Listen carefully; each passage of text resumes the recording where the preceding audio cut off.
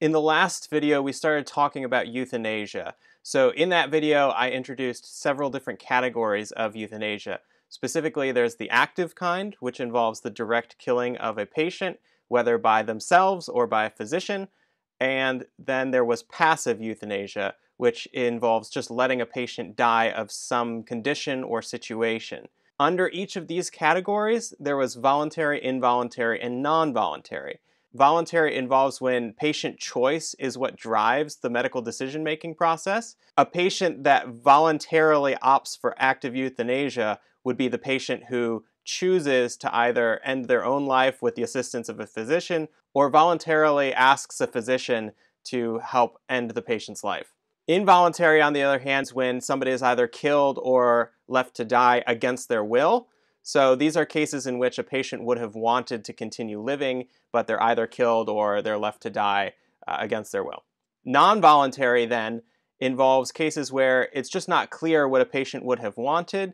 So one of the examples I talked about was cases of infants, where infants don't voluntarily choose euthanasia, but they don't voluntarily choose the opposite either. Similar cases happen when somebody might be in a persistent vegetative state, where we don't know what they would have wanted, and so the family members have to make decisions about whether to keep them on life support or withdraw life support and let the family member die, because we just don't know what they would have wanted. It could be the case that most instances of active euthanasia are morally wrong. That is, in most cases, it's morally wrong to kill an innocent adult human being, even if they voluntarily want that to happen, whereas there might be lots of cases where passive euthanasia is okay in situations where we might be able to keep a patient alive for a few more days, but that's it. They're essentially dying and we can't stop that process, so we might just let them die and stop trying to keep them alive, even in situations where we might be able to keep them alive for a few more days. And the same goes for voluntary, involuntary, and non-voluntary. It could be the case that when a patient voluntarily chooses active euthanasia or passive euthanasia, that's morally permissible in a way that involuntary active and passive euthanasia is morally impermissible.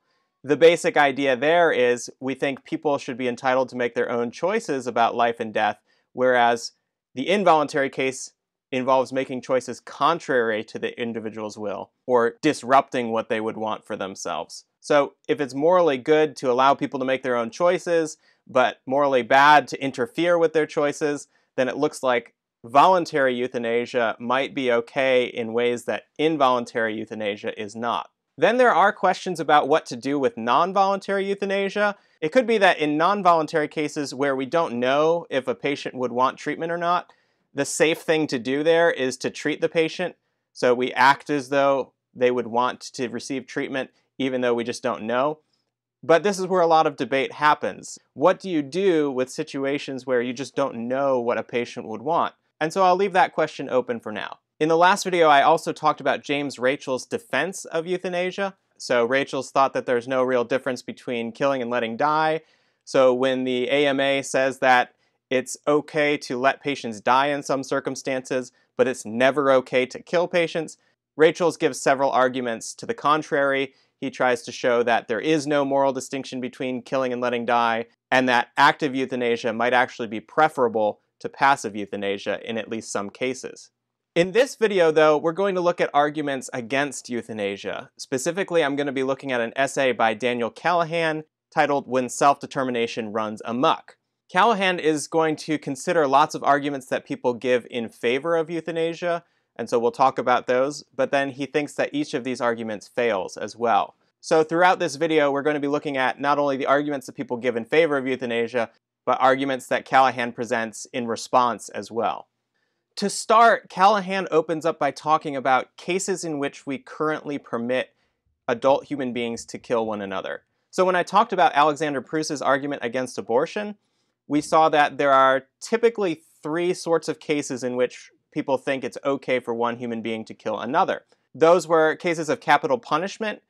There's lots of controversy there. It's not the case that everyone thinks the death penalty is an acceptable practice, but nonetheless, this is a situation where a lot of people think it's actually okay to permit one human being to kill another. We saw that wartime was another situation like this, where it's socially accepted that one soldier might kill an enemy soldier in a time of war. And the other kind of killing that our society permits is in cases of self-defense, where one adult human being threatens the life of another, and the victim in this case might be permitted to use deadly force to protect themselves. When talking about Proust's essay, it seemed that self-defense only applies in cases where one person intentionally and willfully threatens the life of another.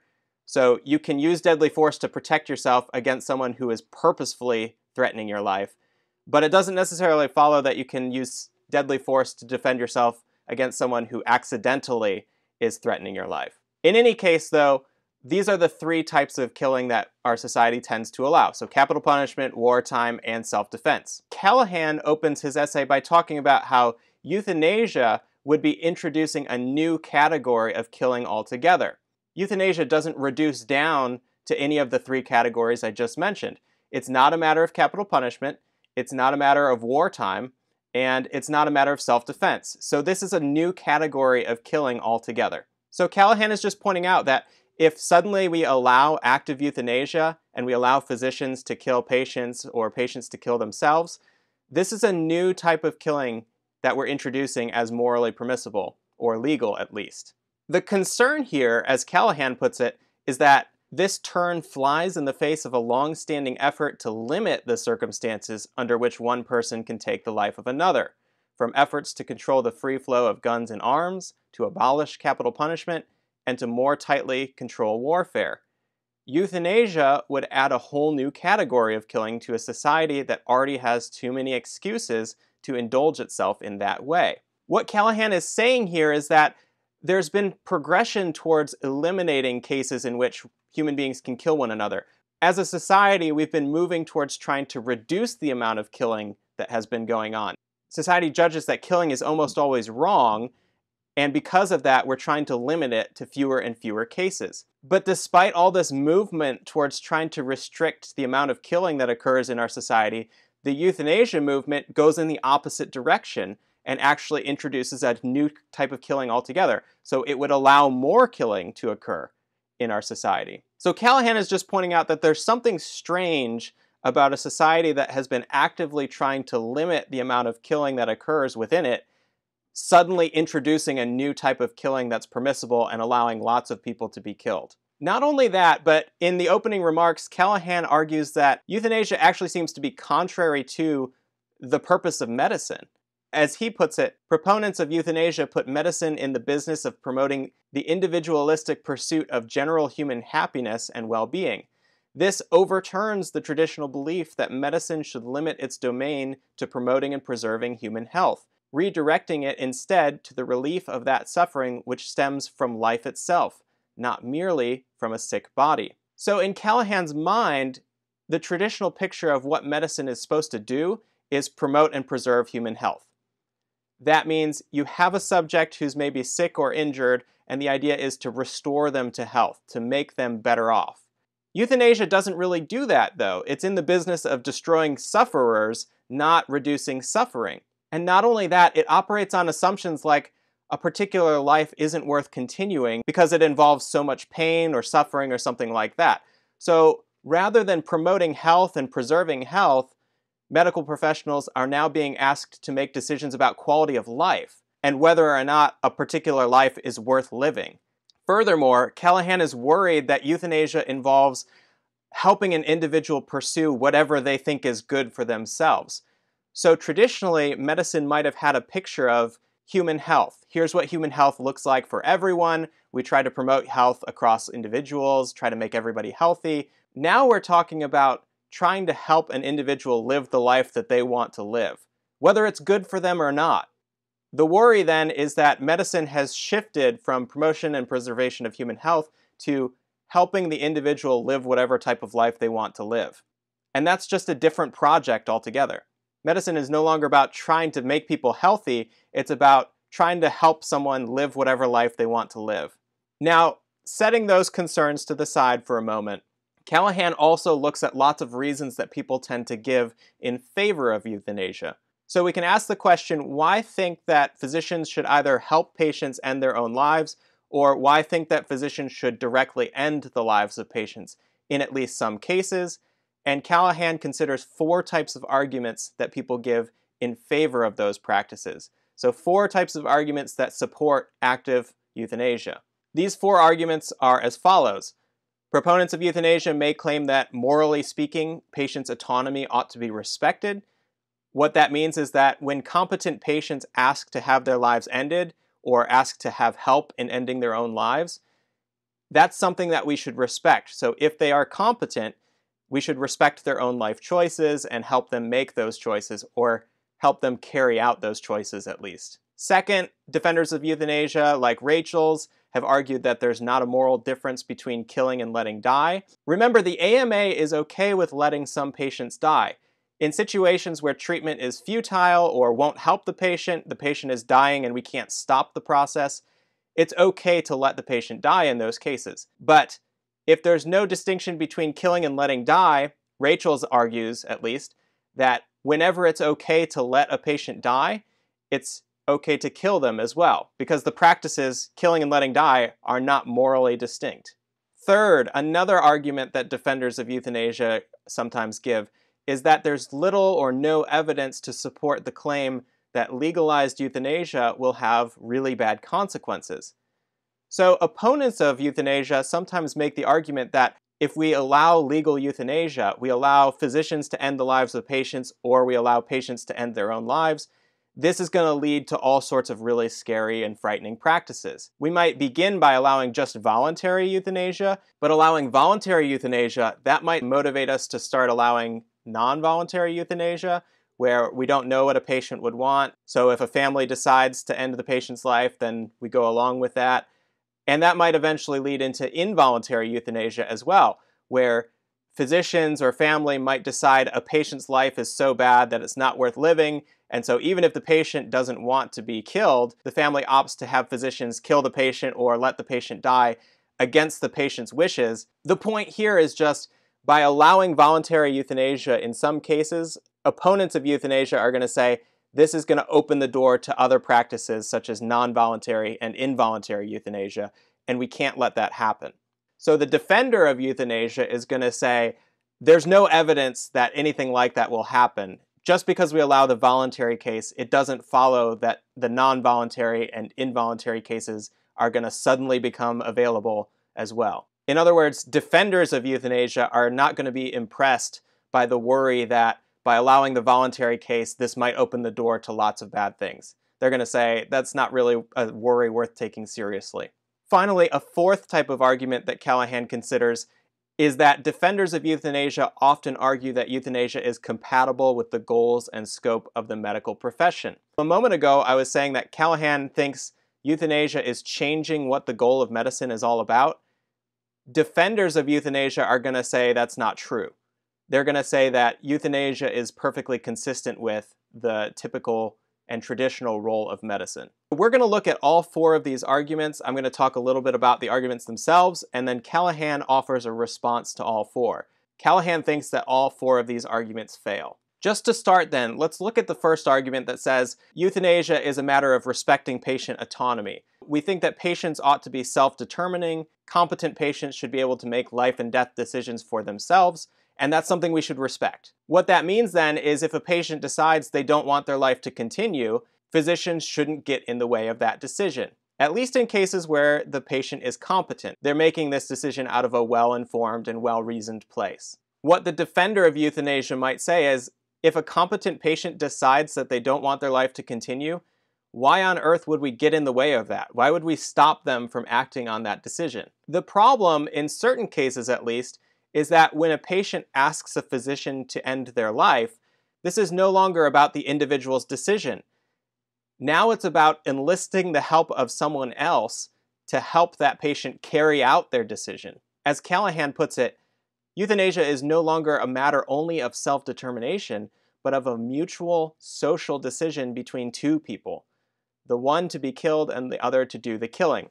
By asking a physician to end the patient's life, this is not about an individual carrying out their own decision or living their life in an autonomous way. It's about bringing a third party, in this case the physician, into the process to help them carry out the decision they've made for themselves. But Callahan thinks there are certain rights you just can't give up. There are certain rights you can't hand over to someone else. So, for example, you can't sell yourself into slavery. It's not legal to sell yourself into slavery. You might think if the autonomous person decides they want to be somebody else's slave, who are we to stop them from doing that? But as it is, our society is set up in a way that doesn't allow that choice to be made. So a person can't give up their freedom in that they can't willfully become someone else's slave. In the same sort of way with the euthanasia case, Callahan thinks that you can't give up your right to life to a third party either. You can't hand over your right to life to the physician and say, you are now permitted to kill me. You don't have the ability to just give up that right to life to someone else. Furthermore, even if you have some sort of right to live your life as you see fit, including ending it when you see fit, that doesn't give you the right to enlist the help of other people to help you carry out that plan. What that means then is that personal autonomy doesn't give you the right to demand that a physician ends your life. And what this amounts to is that personal autonomy has all sorts of limits on it. You can't use personal autonomy as a defense for doing whatever you want. Another problem with this type of argument, so the defender of euthanasia is saying you shouldn't stop euthanasia in cases where a competent patient decides that this is what they want to do. Callahan argues that if patient autonomy is given total control here, then physicians become what he calls hired hands. That is, the physician is just reduced down to a kind of technician who helps the patient carry out whatever plans the patient has set for themselves. They're just a kind of enabler that helps the patient do whatever it is the patient wants to do. This becomes especially clear if you think that personal autonomy can never be challenged. What happens in cases where a competent patient comes to a physician and asks that all of their limbs be amputated? So the physician says there's nothing wrong with your limbs, there's no medical reason to do this, but the patient just says, this is my choice, my body, my choice, and so you just have to do whatever I say. If patient autonomy is all that matters when making these kinds of decisions, then who is the doctor to say no here? The physician can't say, well, just because I think amputating your limbs is a bad idea, that I'm not going to do it. Again, if patient autonomy is all that matters, the physician has no right to say no to amputating healthy limbs. But that's going to strike a lot of people as problematic. We tend to think physicians should be making decisions based on medical principles or medical science, not simply doing whatever patients want. Or put differently, we might think that it's part of the job of a physician to promote the well-being of patients.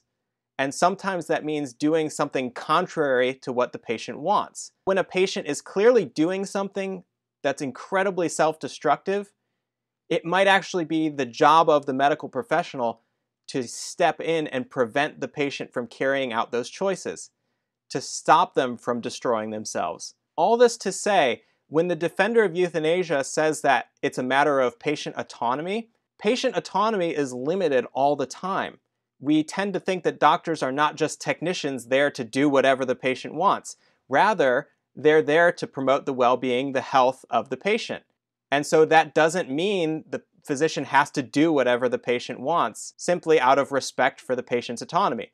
Because of that, when the defender of euthanasia says you should allow the practice because this is respecting patient autonomy, that's not enough. They have to show that this is a case where autonomy deserves to be respected, because there are lots of cases where autonomy should be respected and lots of cases where autonomy should not be respected. Specifically, in cases where a patient is doing something harmful to themselves, those might be good cases where autonomy should actually not be respected from the perspective of the medical professional. The medical professional might actually have a duty to undermine patient autonomy when the patient is doing something self-destructive. The question then turns on whether euthanasia is a case where patient autonomy should be respected or a case where patient autonomy should not be respected. But simply saying, this is a matter of patient autonomy, this is my body, my choice, that's not enough to prove that the practice should be allowed. In sum then, the argument from patient autonomy isn't enough. The defender of euthanasia has to say the practice respects patient autonomy, and these cases where a patient is asking to have their life ended or trying to end their own life are cases in which autonomy ought to be respected, because it's simply not the case that autonomy should always be respected. Now, moving on to the second argument, the idea that defenders of euthanasia sometimes argue that there's no moral distinction between killing and letting die. This is what we saw Rachel's argue in the previous video, so Callahan is going to offer a response here. What Callahan says is people like Rachel's who think there's no moral distinction between killing and letting die, they fail to notice the distinction between causality and culpability. When active euthanasia occurs, that's literally causing the death of the individual. Either the physician directly causes the death of the patient, or the patient directly causes their own death. So active euthanasia involves causality. Some person is directly causing the patient's death. Culpability, on the other hand, deals with questions about whether or not somebody is morally responsible for a particular outcome. So think about cases of passive euthanasia where a patient is left to die. There could be cases where a patient is left to die and that was a morally bad thing. The baby doe case might be one of these situations where an infant wasn't treated by physicians, the infant was allowed to die, and we might judge that to be a morally bad thing. In that case then, the physicians were culpable for the patient's death, but they didn't cause it. So whether you're culpable for somebody's death versus whether you caused it, those are two different questions. This works as a response to Rachel's because think back to his Smith and Jones case. We had a situation where Smith drowns his cousin, directly kills his cousin, whereas Jones just lets the cousin die, and Rachel's argues that both of these men did equally morally bad things. In this case, we would say both men are culpable for the death of the cousin, but only one of them caused the death of their cousin. So Smith directly causes the death of the cousin, whereas Jones doesn't actually cause the death, but both are culpable. All this shows, though, is that it's possible to be culpable, to be morally guilty for someone's death, even in cases where you didn't cause it. So it's possible that you can be morally responsible for someone else's death, even when you didn't cause that person's death. That's perfectly compatible with the view that every time you do directly and intentionally cause someone else's death, you're also culpable for it. What the Smith and Jones case shows then is that you can be culpable for someone's death even in cases where you didn't cause it, but it doesn't undermine the claim that every time you cause somebody's death, you're also morally guilty for that. What the defender of euthanasia is going to have to show then is that there are cases in which one person can kill another person who's completely innocent, who's not threatening anyone, and that act of killing is morally permissible. But that doesn't fit with any of our other categories of morally permitted killing. It doesn't fit with self-defense, it doesn't fit with wartime, and it doesn't fit with capital punishment. So Rachel's has failed to show that it's ever okay for one person to kill another person who's completely innocent, who's not harming or threatening anyone. In other words, what the defender of euthanasia has to show is that the act of euthanasia, actively killing a patient or a patient actively killing themselves, is not a moral wrong. It's possible to do something morally wrong by letting someone die, but it's also possible that every intentional act of killing an innocent human being is morally wrong. And up to this point, Rachel's hasn't shown that it's ever okay to kill an innocent adult human being. His Smith and Jones case just shows that sometimes you're morally guilty for letting people die. It remains an open question then. Is directly causing the death of an innocent person always a morally wrong thing to do? Or are there cases in which it's morally permissible to intentionally and actively cause the death of an innocent person? Rachel's hasn't shown that there are cases in which it's okay for one adult to actively and intentionally kill another innocent adult. So Rachel's and defenders of euthanasia seem to have a lot of work left to do. Moving on to the third argument. Critics of euthanasia will sometimes say if we allow active voluntary euthanasia, that's going to open the door to lots of other types of euthanasia, namely the involuntary type and the non-voluntary type, and we don't want to allow those. The defender of euthanasia won't be impressed by this, and they'll say there's no reason to think that simply because we allow the voluntary case, it's going to suddenly open up the door to these other types of cases. In other words, opponents of euthanasia are worried about a kind of slippery slope where we allow one practice and that leads to another, that leads to another, that leads to another, and suddenly we're in a really bad situation. And defenders of euthanasia just reject the slippery slope argument altogether. Here, Callahan argues that the defender of euthanasia shouldn't be so quick to dismiss the slippery slope argument. To show this, Callahan considers two primary motivations behind allowing euthanasia. These are the right to self-determination or respect for patient autonomy. So when people are defending euthanasia, they often appeal to this is a matter of personal autonomy that should be respected. And the second motivation is compassion. So people who defend euthanasia will often say this is a compassionate thing to do. We don't want people to go on living for days and days and days and days, suffering the whole time. And so euthanasia allows us to end their lives sooner. This is a compassionate thing to do because we're reducing the patient's suffering. But just to give you a little bit of context here, in the US at least, active euthanasia is permitted only when a patient is terminal. And by that I mean is expected to die within 6 months. It's not a process that's available to everyone. So in order to qualify for physician-assisted suicide at least, it has to be expected that you're going to die within the next 6 months. But Callahan points out that if our motivation in allowing euthanasia is a matter of respecting patient autonomy, then why would we restrict that service to just the terminally ill patients? As Callahan puts it, if we really believe in self-determination, then any competent person should have a right to be killed by a doctor for any reason that suits him. In other words, if defenders of euthanasia are emphasizing personal autonomy, that's why we allow this practice, why restrict it to terminal patients? Why not open it up and allow anyone to opt for euthanasia whenever they want for whatever reason they want? What Callahan is pointing out here is that there's no logical restriction on the autonomy argument. There's no reason to say autonomy should be honored in the terminal case but not the non-terminal case. From Callahan's perspective, because there's no logical wall, there's no logical line between allowing euthanasia in the terminal case versus the non-terminal case, there's nothing stopping defenders of euthanasia from eventually arguing that any person should be able to opt for euthanasia for whatever reason they want, whether they're terminal or not. If it's really about autonomy, it should be opened up to everyone.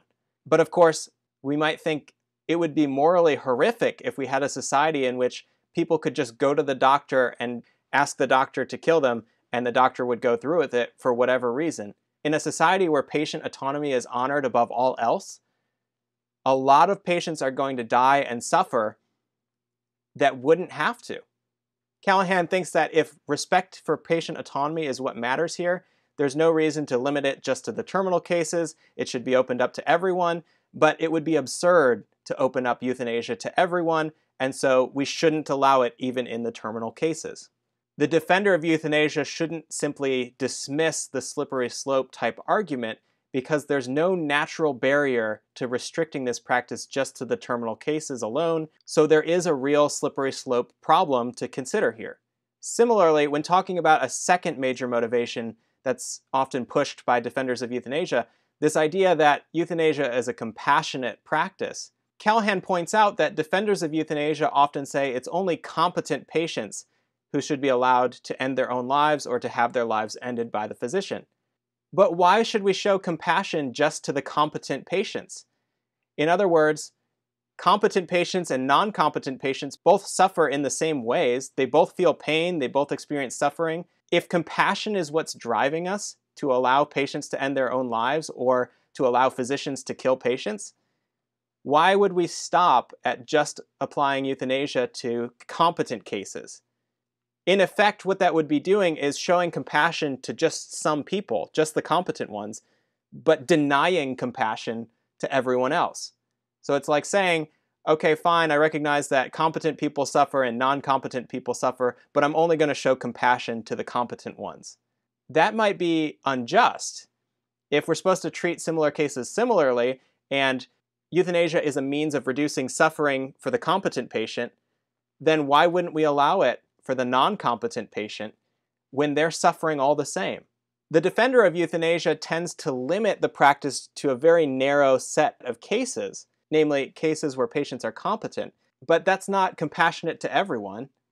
That's just showing compassion to the competent people. That's not showing compassion to everyone. So if compassion is what's driving you to think euthanasia is okay, you should open the practice up to not just the competent patients, but to all patients, and then allow the practice to occur when a patient is deemed to be suffering too much that life is not worth continuing.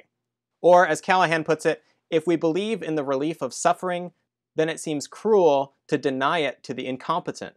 Callahan's just saying that there's no good reason to restrict compassion to only competent patients. But once you open it up and start applying euthanasia to non-competent patients, that's exactly what the opponent of euthanasia was worried about.